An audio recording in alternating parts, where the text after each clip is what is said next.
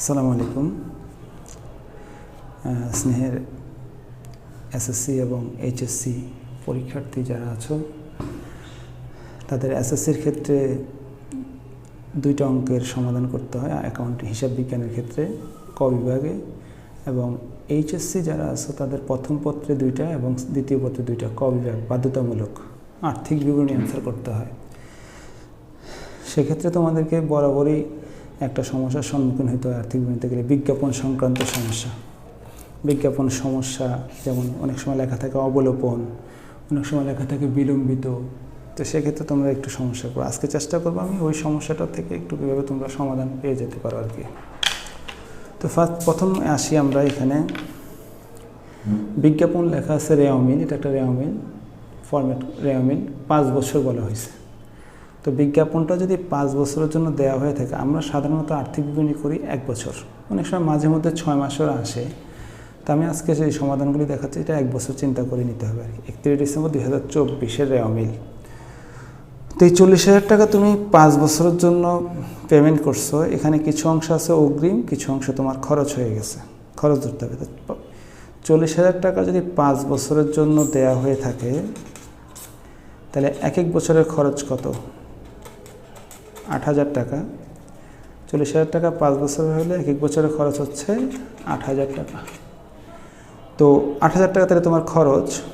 তো আমরা বিজ্ঞাপনটা কিভাবে সমাধান করি? প্রথমে আমরা বিষয়দায়ী বিবরণীর পরিচালন ব্যয় অংশে বিজ্ঞাপনটা লিখতে হয়। তো আমরা লিখলাম বিজ্ঞাপন,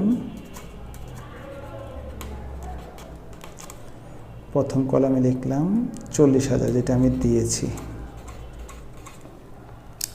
এখান থেকে আমরা সবসময় কি করি? বাদ বিলম্বিত।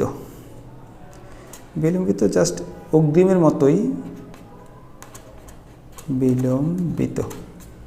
তো একটা জিনিস সহজে মনে রাখবা, 5 বছরের জন্য তোমাকে দেওয়া হয়েছে 40,000 টাকা, তাহলে 1 বছরের খরচ কত? এই অংশটাতে এই লাইনটাতে আমরা খরচগুলি লিখি। এখানে এই দুটো অংশে আমরা কি লিখি? শুধু খরচগুলি লিখি। তো 40,000 টাকা আমাকে 5 বছরের জন্য দেওয়া হয়েছে, তাই 1 বছরের খরচ কত? 1 বছরের খরচ হচ্ছে তাহলে 8,000। তাহলে স্বভাবতই আমাদের 4 বছরটা থেকে যাবে। 8,000 টাকা যদি 1 বছরের খরচ হয়, তাহলে 4 বছর থেকে যাওয়া অংশ হচ্ছে 32,000। অথবা আমরা যদি এখানে খরচ 8,000 টাকা দেখাই, অটোমেটিক্যালি এখান থেকে বিয়োগ করলে 32,000 চলে আসে। এই 32,000 টাকা আবার আমাকে বিলম্বিত বিজ্ঞাপন নামে আর্থিক বিবরণীর কোন অংশে লিখতে হবে? অসমন্বিত খরচাদিতে লিখতে হবে। সেখানে আমরা লিখবো এভাবে বিলম্বিত বিজ্ঞাপন। সরাসরি লিখলাম আমি 32,000 টাকা। আর্থিক অবস্থা বিবরণী কোন অংশে লিখতে হবে? অসমন্বিত খরচাদিতে। এইগুলো আমাদের বিজ্ঞাপন সংক্রান্ত সমন্বয় আর্থিক বিবরণী 1। এবার আসে আমরা দ্বিতীয় অংশে যাই, 2 নম্বরটাতে। এখানেও বিজ্ঞাপন লেখা হয়েছে 32,000 টাকা। বিনামূল্যে পণ্য বিতরণ, এটা আমরা সাধারণত আর্থিক বিবরণীতে ক্রয় থেকে বাদ দিতে হয় আর বিজ্ঞাপনের সাথে যোগ করতে হয়। তো আমরা লিখি, সমস্যাটা লিখি, বিজ্ঞাপন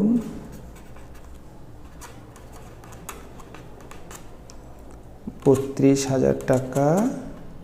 এখানে বিনামূল্যে পণ্য বিতরণ যোগ হবে, যোগ বিনামূল্যে পণ্য বিতরণ। বিনামূল্যে পণ্য বিতরণ হচ্ছে আমার 8,000 টাকা। তো টোটাল আমার বিজ্ঞাপন খরচ আসতেছে তাহলে 40,000।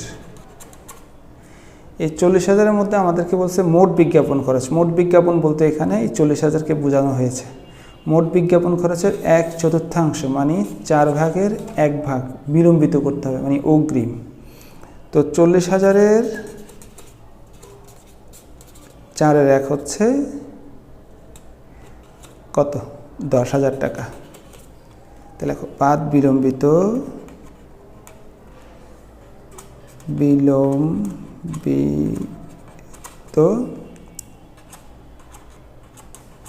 10,000। তাহলে আমার খরচ হয়ে গেল, খরচ দেখাইতেছি আমি 30,000। বিষয়দায়ী বিবরণীর পরিচালন ব্যয়, আমি তাহলে বিজ্ঞাপন লিখলাম কত? 32,000। পণ্য বিতরণ করেছি 8,000, তো আমার বিজ্ঞাপন খরচ দাঁড়ালো 40। ফাইনালি আমি এখান থেকে বিলম্বিত ভবিষ্যতের জন্য রেখে দিলাম কত অংশ? 1 অংশ, 30,000। তাহলে আমার বিজ্ঞাপন খরচ আসলো 30,000 এবং ভবিষ্যতের জন্য থেকে গেল কত 10,000। এই বিলম্বিত যেটা লিখছি সেটা আমি আর্থিক বিবরণীতে অসমন্বিত খরচের দিকে লিখতে হবে। বিলম্বিত বিজ্ঞাপন 10,000। এগুলো আমার 2। এবার আমরা লিখব 3, আর্থিক বিজ্ঞাপন সংক্রান্ত সমস্যার সমাধান 3। এখানে বিজ্ঞাপন আমি 32,000 লিখছি, তো এখানে আমি বিজ্ঞাপন লিখি। বিজ্ঞাপন ঘরটা একটু ছোট হয়ে গেছে, 32,000। আচ্ছা, এখানে বলছে মোট বিজ্ঞাপন খরচের 1/4। এখানে মোট বলতে আর কোনো খরচ নাই, এটাই মোট বিজ্ঞাপন খরচ। 1/4 অবলম্বন করো। অবলম্বন মিন করে খরচ দেখাও।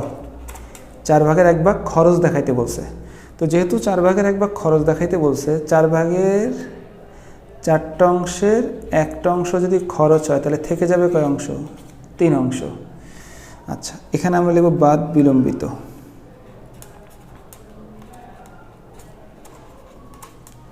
তো আমরা 4/1 খরচ দেখাই।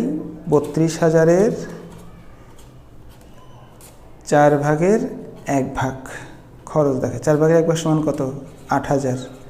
8,000 আমরা খরচের জায়গায় লিখি। 8,000 হচ্ছে খরচ। তাহলে থেকে যাবে কত? 32 থেকে 8 গেলে 24,000। 24,000। এখানে তাহলে আমি বিলম্বিত বিজ্ঞাপন লিখব এখন। বিলম্বিত বিজ্ঞাপন 24,000। এটা আমরা কোন অংশে লিখছি? আর্থিক অবস্থার বিভিন্ন অসমন্বিত খরচ আছে, যেটা ওই অংশে লিখতে হবে। স্থায়ী সম্পদ আছে, বিনিয়োগ আছে, চলতি সম্পদ, তারপরে একটা কলাম থাকবে সম্পদের পাশে, সেই অংশে লিখব। তো মূলত এখানে একটু মনে রাখার বিষয় হচ্ছে, বিজ্ঞাপন যদি অবলোপন করতে বলে, কথায় যদি অবলোপন থাকে, তাহলে যে অংশটা আমাদের ক্যালকুলেশনে আসে সেটা আমরা বাইরে লিখে দিব। দেখো আমাদের ক্যালকুলেশনে আসছে কত? 8,000। মানে 8,000 হচ্ছে কি? খরচ। খরচটা আমরা বাইরে লিখে দিচ্ছি, অটোমেটিক্যালি আমার এটা থেকে এটা বিয়োগ করলে থেকে যাওয়া অংশ থাকতেছে। এই অংশটাতে, বিজ্ঞাপন খরচের এই অংশটাতে কখনোই কি লেখা যাবে না? অবলোপন লেখা যাচ্ছে না। সবসময় এখানে বিলম্বিতই হবে। যদি তুমি কখনো এখানে অবলোপন লেখো তাহলে বুঝতে পারবে তুমি ভুল পথে আগাচ্ছ। আচ্ছা, বিজ্ঞাপন নিয়ে আরেকটা সমস্যা থাকে, যেমন বিজ্ঞাপন 30,000 টাকা, এটা ওটা লিখলাম। বিজ্ঞাপন 30,000 টাকা। এখানে বলছে 5টি অর্থ বছরে বা হিসাব বছরে সমন্বয় করে অবলোপন করতে হবে। মানে এই 30,000 টাকা আমি 5 বছর ব্যবহার করব। তোমাকে যদি কেউ 30,000 টাকা 5 বছরের জন্য দেয়, তো তুমি এক বছরে খরচ কত ধরবা? 5 6 30, 6,000। তাহলে 5 বছর যদি আমি 30,000 টাকা ব্যবহার করি, 30,000 টাকা যদি 5 বছরের জন্য দেওয়া হয়, তাহলে 5 দিয়ে ভাগ দিই, তাহলে এক বছরের খরচ কত? 6,000। তাহলে আমি এখানে লিখব বাদ বিলম্বিত। আমি একটু আগেই বলছিলাম এখানে কখনো অবলোপন লেখাটা হয় না, এখানে অলওয়েজ কি লিখতে হবে? বিলম্বিত। বিলম্বিত। বিলম্বিত অগ্রিমের প্রতিনিধিত্ব করে, অগ্রিম কথাটা লেখা যায় ইচ্ছা করলে। তো 5 বছর ইউজ করলে এক বছরের খরচ হচ্ছে 6,000। তো আমি খরচের জায়গায় 6,000 লিখে দিলাম। তাহলে বিলম্বিত তো অটোমেটিক কত আসতেছে? 24,000। ব্যাস। আর এই বিলম্বিত বিজ্ঞাপন অংশটাই এখানে লিখতে হয় মূলত। বিলম্বিত বিজ্ঞাপন কত? 24,000। আরেকটা সমন্বয় থাকে, আমি তোমাদের একটু দেখাই। আরেকটা সমন্বয় থাকে যে এরকম, যেমন রেওয়া মিলে থাকে। হ্যাঁ, এটা আমি আসলে প্রিন্ট করতে ভুলে গেছি। রেওয়া মিলে থাকে একটা,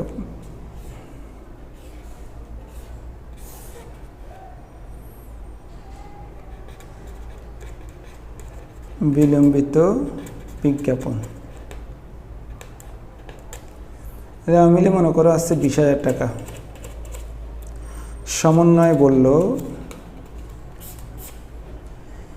বিজ্ঞাপন না, বিলম্বিত বিজ্ঞাপনের বিজ্ঞাপনের 4/1 অংশ মেয়াদ উত্তীর্ণ হয়েছে। তার মানে বিজ্ঞাপনের 4 ভাগের, যদি এই কথাটা যদি না থাকতো, সমন্বয় না থাকতো, তাহলে এটা আমরা অসমন্বিত খরচাদিতে লিখতাম। এখন কি করব? এখন আমরা পরিচালন ব্যয় যদি আসি, প্রথমে লিখব বিজ্ঞাপন 20,000। তো খরচ হয়ে গেছে কত? 1 ভাগ মেয়াদ উত্তীর্ণ হয়েছে, তাহলে কয় ভাগ থেকে যাবে? 3 ভাগ। বাদ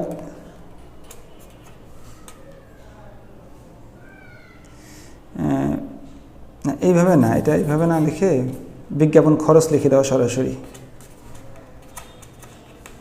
বিজ্ঞাপন খরচ 1 ভাগ, এই যে 20,000 টাকার 4 ভাগের 1 ভাগ, 1 ভাগ হচ্ছে 5,000 টাকা, আমরা খরচ লিখে দিলাম 5,000 টাকা, সরাসরি লেখা যাবে। হ্যাঁ, আর আর্থিক বিবরণীতে আমরা ওই যে অসমন্বিত খরচা দিতে এসে কি লিখতে হবে?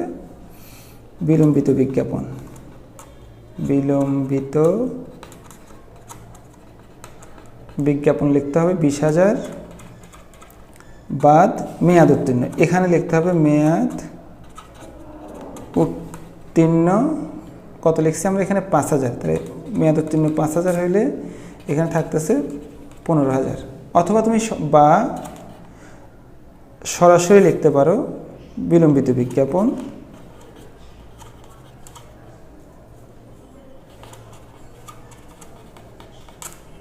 15,000, সরাসরি লেখা যাবে। এইটা অথবা এইটা, যেটা অ্যান্সার করো। আশা করি তোমার সমস্যার সমাধান হবে। এভাবে আমি পর্যায়ক্রমে প্রত্যেকটা সেক্টরে আলোচনা করব আমার ভিডিওর মাধ্যমে, যদি তোমাদের কিছুটা উপকার হয় আর কি। ঠিক আছে, আল্লাহ হাফেজ।